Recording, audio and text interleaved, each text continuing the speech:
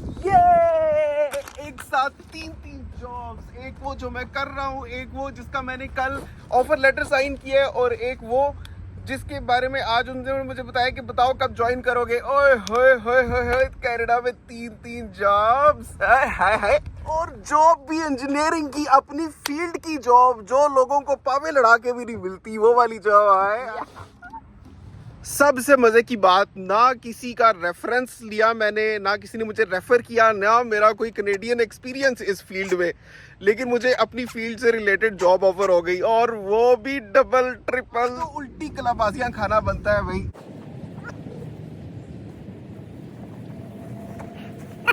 अस्सलाम वालेकुम नाज़रीन, मैं हूं बिलाल ज़फ़र।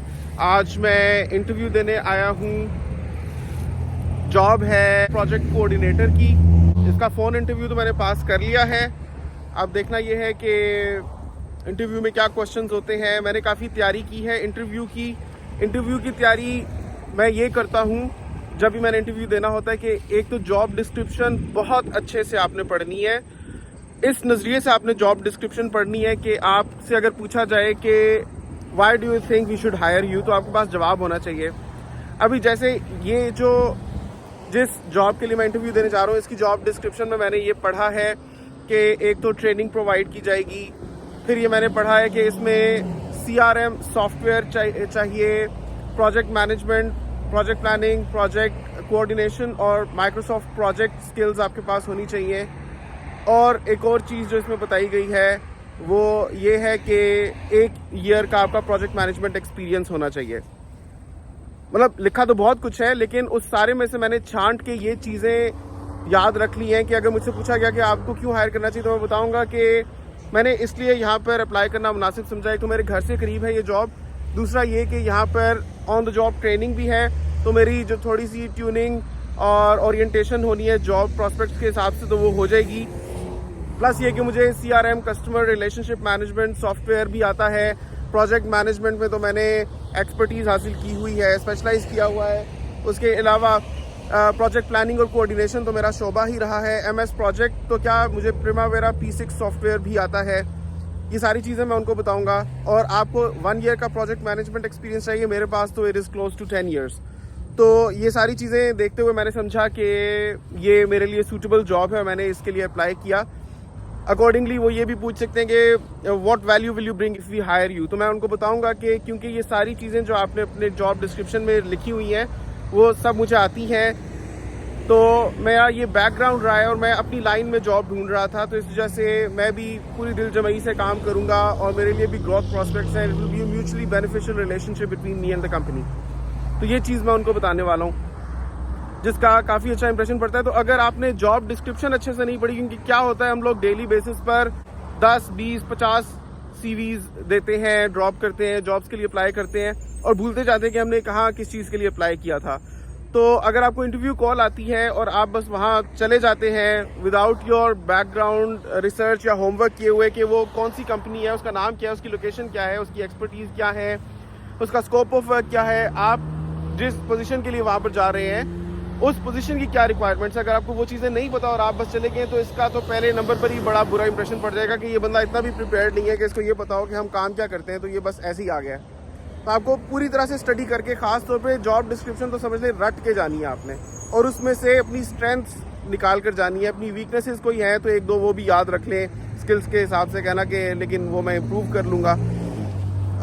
बाकी इंशाअल्लाह ताला उम्मीद है कि अब जैसे ये वाला जो प्रोजेक्ट है, this is more about project coordinator. मेरी एक्सपर्टीज़ है स्पेशली कंस्ट्रक्शन प्रोजेक्ट कोऑर्डिनेशन में, तो ये थोड़ा सा है मिसमैच बिटवीन मेरी skills and the skills required on the job. But again I am counting on the job training जो प्रोवाइड की जाएगी, तो मैं उनको बताऊंगा कि I am a very quick learner. उसकी एक एग्जांपल ये भी कि कनाडा में आकर अभी तक जो मैं काम कर रहा हूँ वो मैंने अब से पहले कभी नहीं किया था, लेकिन वो उसको मैंने इतने अच्छे तरीके से अंजाम दिया है कि I have been well more than 300% over the target through out every month. और ये काम भी मेरे लिए नया था, लेकिन मैंने इतने अच्छे तरीके से किया है कि मुझे वो इसमें प्रमोशन देने का सोच रहे हैं। उन्होंने मुझे प्रपोज किया, I can share this with them. तो दिस विल टेल देम कि एक नए रोल के लिए हायर हुआ था और उसमें इसने इतना अच्छा परफॉर्म किया है कि ये एक्सेल कर रहा है, तो definitely he is a quick learner. तो आपको जब भी इंटरव्यू के लिए बुलाया जाता है तो आपसे सुनने के लिए आपको बुलाया जाता है। The more you speak, the more you can tell about yourself, the more you can sell yourself, और जितने अच्छे तरीके से बेच सकते हैं फिर उतनी ही अच्छी आप आगे से कॉम्पनसेशन भी डिमांड कर सकते हैं। तो आपको अच्छे तरीके से ये भी आइडिया होना चाहिए कि आप जिस रोल के लिए अप्लाई कर रहे हैं उसकी मार्केट वैल्यू क्या है, अभी प्रेजेंटली मार्केट में उसके लिए क्या ऑफर किया जा रहा है, उसके हायर एंड पर आप उनसे डिमांड करेंगे, डेफिनेटली वो भी नीचे लाएंगे आपको। तो this is the one and the only point for you कि जब आप अपने लिए निगोशिएट कर सके, बाद में वो मौका आपके हाथ से चला जाएगा। So it is very, very important to go prepared for an interview. Not only is a Canadian style resume important, but also job presentation skills. आपको अपनी खुद की मार्केटिंग स्किल्स आनी चाहिए, अपने आप को बेचना आना चाहिए आपको, ताकि आपको ज़्यादा से ज़्यादा दाम मिल सके। तो अगर मुझसे आप बात करना चाहते हैं या मुझसे आप कैनेडियन स्टाइल रेज्यूमे हेल्प चाहते हैं तो मेरा नंबर है डिस्क्रिप्शन में, वहाँ पर आप व्हाट्सएप करके मुझसे कोऑर्डिनेट कर सकते हैं। थोड़ा मुझे टाइम लगता है जवाब देने में, लेकिन बिलाखिर दे देता हूँ। तो चलें, अब मुझे देर हो रही है, मैं चलता हूँ, निकलता हूँ इंटरव्यू के लिए। Wish me all the best. फिर आपको मैं बताऊँगा कि क्या हुआ या नहीं हुआ, अगर नहीं हुआ तो क्यों नहीं हुआ तो फिर क्या होगा इंशाल्लाह। जस्ट स्टे ट्यून्ड और हमारा कनाडा को सब्सक्राइब कर लें, बिकॉज आपके साथ genuine, authentic, on the spot और ऑनेस्ट रिव्यूज़ और day to day life updates मैं शेयर करता हूँ। Long shadows. तो जी इंटरव्यू हो गया है मेरा, और मेरा दिल करा मैं छलांगे मारूं, क्योंकि एक साथ तीन जॉब्स आई हुई हैं मेरे। एक वो जो मैं कर रहा हूँ, एक वो जिस पर मैं कल गया था, वो सितंबर से शुरू होनी थी, जिसके बारे में मैंने आपको पहले बताया था, और एक ये जॉब जिसके लिए मैं आज इंटरव्यू देकर आया हूँ। Oh my goodness, what an interview it was. क्या चीज़ थी जो उन्होंने मेरे से नहीं पूछी, निचोड़ के मुझे रख दिया। और all questions were pretty much oriented around the project manager's role, और मैंने भी सही जो है ना सही करके डिटेल से हर चीज़ इनको बताई। जैसे इन्होंने सबसे पहले पूछा कि आप अभी आए हो पीआर पर, तो कैसा लग रहा है, अपने बारे में बताओ। ये जनरली ऐसे ही शुरू करते हैं, जनरल से क्वेश्चन से शुरू करते हैं, but then they get into the technical aspects. जैसे जैसे आप अपनी मज़ीद डिटेल्स बताते जाते हैं, उन डिटेल्स को पकड़ के उसको कुरेद के उसमें से टेक्निकल एस्पेक्ट्स के बारे में आपसे पूछते हैं। तो उन्होंने मुझसे पूछा प्रोजेक्ट एस्टिमेशन के बारे में, फिजिबिलिटी स्टडीज़ के बारे में, प्लानिंग एस्पेक्ट्स, मेरी स्ट्रेंथ्स एंड वीकनेसेस क्या है, where do I see myself 5 years from now. और मैंने बताया कि मैं I would like to grow myself as a project manager here in Canada. 5 years from now I would be having the PMP, like project management professional, as well as the professional engineering license, और मैं top management position पर perform करना चाहूँगा अपनी field में। और मैंने उनको बताया जो चीज़ें आपके साथ मैं पहले शेयर की थी, कि मुझे जब पूछेंगे कि आपकी स्ट्रेंथ्स क्या है, क्यों हमारे साथ ये काम करना चाहते हो, वो सारी चीज़ें मैंने उनको बताई। मैंने जो है समझ लें कि जिसको कहते हैं ना कि सेटिस्फाई करके रख दिया माशाल्लाह, कि I have that kind of exposure and background जो रिक्वायर्ड है इस पोजीशन में बेस्ट परफॉर्म करने के लिए। And he is also convinced to the extent कि उन्होंने मुझे कहा कि हम क्या सैलरी देंगे। मैंने कहा कि मुझे पता है इस पोजीशन में कोई जो एक्सपीरियंस्ड हो कनाडा में, they are demanding upward of $1 lakh a year. और फिर उन्होंने बताया कि कौन कौन से बेनिफिट्स होंगे एसोसिएटेड, और आपको पहले जॉब शेडोइंग होगी, मतलब आपको हम कोऑर्डिनेटर्स के साथ बिठाएंगे, आप देखोगे कैसे वो काम करते हैं। पहले 1.5 हफ्ते की ट्रेनिंग होगी और उसके बाद आपकी जॉब स्टार्ट हो जाएगी, और ये फुल टाइम पोजीशन है। तो आपको ये करना है कि आप सबसे पहले तो मुझे बताओ कि आप कब से ज्वाइन करोगे, क्योंकि हमें ऐसा बंदा चाहिए जो इंस्टेंटली ज्वाइन कर सके। तो मैंने उनको बताया कि अभी मैं वर्क फ्रॉम होम कर रहा हूँ, मुझे उनसे बात करनी पड़ेगी। तो वहाँ पर मैं काम करता हूँ 2 से 9 बजे तक इस हफ्ते है। तो आप शुरू ऐसे कर लें कि मैं 7 से 1 बजे तक आपको मैं टाइम दे देता हूँ। मुझे वैसे भी आप ट्रेनिंग करेंगे शुरू में, लेकिन वो कह रहे थे कि it has to be full day training, क्योंकि एक दिन में बहुत कुछ होता है। ऐसा नहीं हो सकता कि आपको खाली आधे दिन के लिए हम ट्रेन करें। नतीजा ये निकला कि मैंने कहा कि फिर आप बताएं वे फॉरवर्ड। वो कहते हैं कि मैं आपको बताऊँगा उसके बाद जब आप मुझे ये बताओगे कि आप कब से ज्वाइन कर सकते हो, क्योंकि हमें फौरी तौर पे बंदा चाहिए। और इवन की जॉब डिस्क्रिप्शन में लिखा हुआ था कि they need the person to join from 14 August. तो आज तो 16 अगस्त हो गई है, तो कह रहे थे हमें कल से ही बंदा चाहिए। तो मैंने कहा कि मैं फिर आपको पता करके बताता हूँ अपने कंपनी से कि वहाँ मैं कब तक छोड़ सकता हूँ। मैंने उनको बताया अपने जहन में रखें कि कम से कम 1 हफ़्ता तो मुझे लगेगा उनसे बात करने में, उनको इक्विपमेंट वापस भेजने में, वहाँ से वाइंड अप करने में, क्योंकि आप किसी को ऐसे जो है बीच रास्ते में तो नहीं छोड़ सकते। तो मुझे कुछ वक्त दे, लेकिन बहरहाल ये है कि मैंने इनको बताया कि बस उनसे मैं बात करता हूँ, इंशाल्लाह फिर आपको मैं बताता हूँ।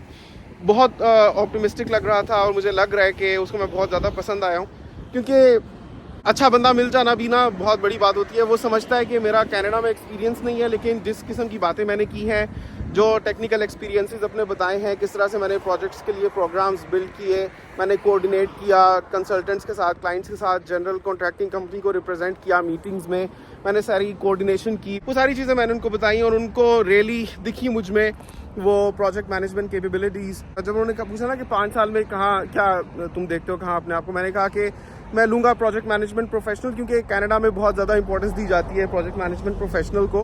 सो फार सो गुड। मुझे एक तो ना सिर्फ उस जॉब में वाइंड अप करने का पूछना है उनसे जो मैं अभी कर रहा हूँ वर्क फ्रॉम होम, बल्कि ऑल्सो वो जॉब जो सितंबर से शुरू होनी थी, वो भी मुझे बहुत उसका वो लग रहा है दुख, क्योंकि वो बहुत ही अच्छा बंदा है जो मुझे हायर कर रहा है, बहुत ही अच्छी रिवॉर्डिंग जॉब है वो भी। तो मुझे एक तो उनको रिफ्यूज़ करना पड़ेगा और जो एग्जिस्टिंग जॉब मैं कर रहा हूँ इसको मुझे वाइंड अप करना पड़ेगा और फौरी तौर पे कल से इधर शुरू करना पड़ेगा। मैंने कहा कि देखिए अब ऑनेस्टली मैं खुद भी अंदर से, ठीक है मैंने दुबई में काम किया है as a project manager, as a project coordinator, लेकिन मैंने कनाडा में तो नहीं किया। यहाँ का वर्क एनवायरनमेंट थोड़ा डिफिकल्ट हो सकता है, कुछ टेक्निकलिटीज़ ज़्यादा हो सकती हैं, मुझे नहीं पता। तो मैंने इनको ये प्रपोज़ किया कि आप ऐसे करें कि आने दें 2-3 दिन, मुझे देखने दें मेरी ट्रेनिंग में क्या चीज़ें हैं, ताकि मुझे ज़्यादा अच्छे से पता चले। लेकिन वो कह रहे थे कि बस आप उनसे मुझे पता करके बताओ आप कब से ज्वाइन कर सकते हो।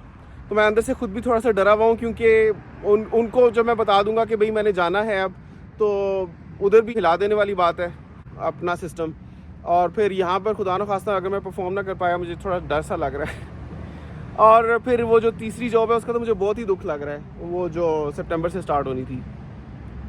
देखिए क्या करता हूँ इंशाल्लाह। लेकिन मुझे बहुत बहुत बहुत बहुत बहुत ज़्यादा खुशी है कि बग़ैर किसी रेफरेंस के, ये जॉब मुझे किसी ने नहीं बताई, मैंने खुद से ढूंढी ये जॉब, मैंने खुद से इसके लिए अप्लाई किया, मुझे इसके लिए किसी ने रेफ़र नहीं किया। बग़ैर किसी रेफरेंस के अपनी बनाई हुई रेज्यूमे की बेसिस पर और अपनी लर्न की हुई बोलने की सलाहियत और अपनी सेलिंग स्किल्स को यूज़ करते हुए मैं माशाल्लाह इस पॉइंट पर पहुंच चुका हूँ। ऑब्वियसली वो डायरेक्ट हाँ तो नहीं कर सकता वो बंदा, क्योंकि मैंने पहले बताना है कि मुझे कितना वक्त लगेगा आने में, उसके बाद ही फाइनलाइज होगा कि सैलरी क्या है, वो सारी चीज़ें क्या है। लेकिन वो बंदा जिसको बोलते हैं ना कि एक ह्यूमन अंडरस्टैंडिंग के मुताबिक आपको 100% लग रहा है कि उसने आपको हायर कर लिया है, वो चीज़ है।